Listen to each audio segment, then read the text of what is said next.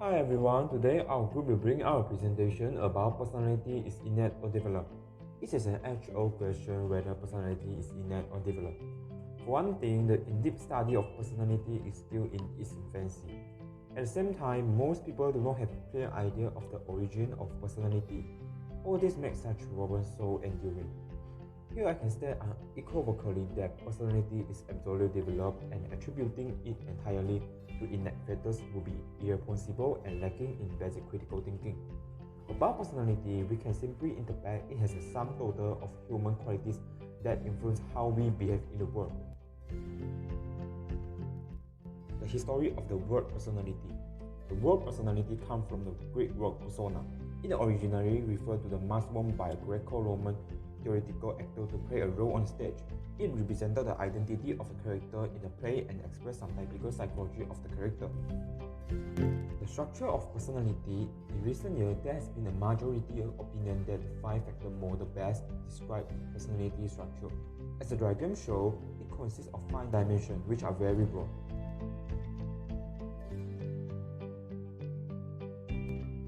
Personality root. The existence of personality is what makes humans being different from other creatures.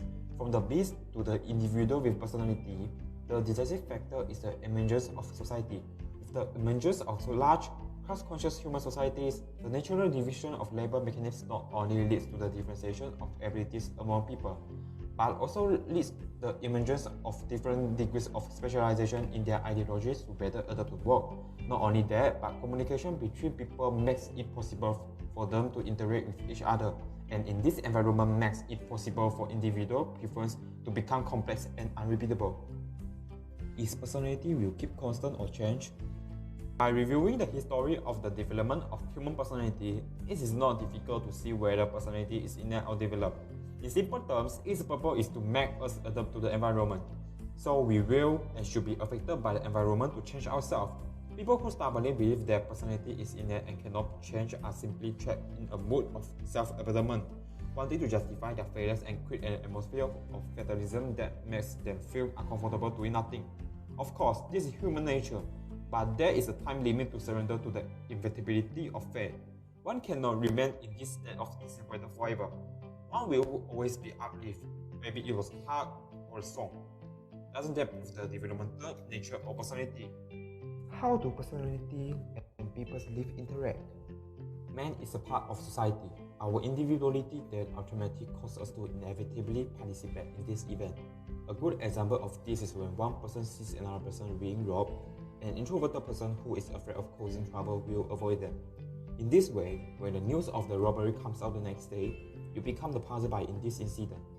At this point, you will get you are not in big trouble. In this way, this trait of yours is reinforced by the experience. Gradually, you become the constant spectator in every tragedy you experience. Of course, single traits don't always dominate in reinforcement. Let's go back to a previous example. You also witnessed a robbery, but your moral education left you with a godly conscience after you did nothing.